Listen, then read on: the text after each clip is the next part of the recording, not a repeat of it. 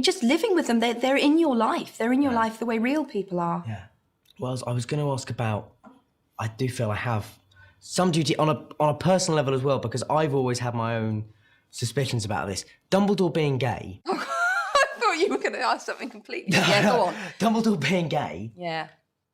Well, was that something that was just thrown out for the American press to get them stirred up a bit? No. Though it did. No, it did, which is obviously was very funny.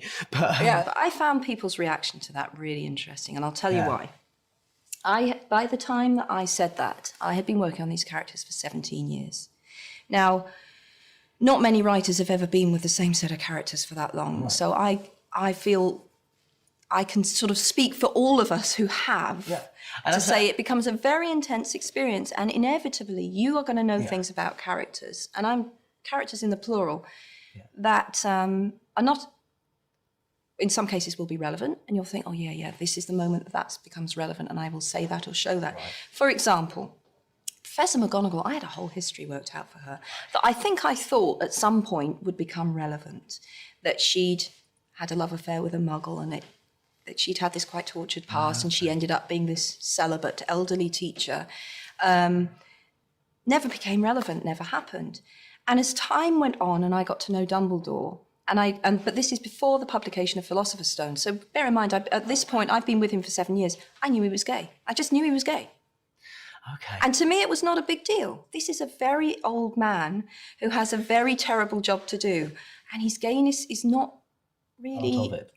It's not really relevant. Very relevant to him as a character, because I always saw him as a very lonely character. And I think that there is, in fact, a hint of it in 7, because the relationship he has with Grindelwald, he fell very hard for this boy. He's awfully trusting of this good-looking young man when he shows up. And don't you think it was perfect that Dumbledore, who is always the great champion of love, Harry, love will save us, love, his one great experience of love was utterly tragic. Yeah. It was with someone who was dangerous and demonic. Yeah.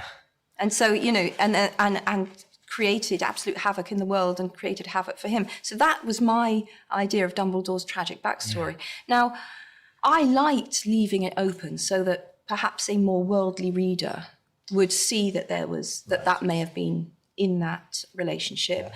And perhaps a 9-year-old would think he made a great friend and he trusted him. Exactly. Do you know? So I was okay with that. Through all the books. But in the context of how I was writing about him, in other words, he's giving, clearly, he's John the Baptist to Harry's Christ, isn't he? He's the nearly ran man, the man who nearly could have had the Hallows, but he was too power hungry. That was what was interesting to me about Dumbledore. So he's used in the book, clearly, he's the fount of all worldly wisdom, and he teaches Harry what he needs to teach Harry, because he recognises that Harry is going to be the one, or Galahad to Lancelot, or whatever you like. I like John the Baptist. He's the more flawed one. He was the nearly ran. Yeah. That to me was what was interesting about Dumbledore. Do you remember in the first draft of the script for Half-Blood Prince, when Harry's at the station and Dumbledore comes to meet him at the station, and in an early draft of that script, Dumbledore said to Harry, he said, I remember a young woman with eyes of flashing whatever, raven-haired. And I read this, and I scribbled on my copy of the script, Steve, Dumbledore is gay, shoved it up the table. And Steve, oh. So that's why that line didn't make the film. Okay.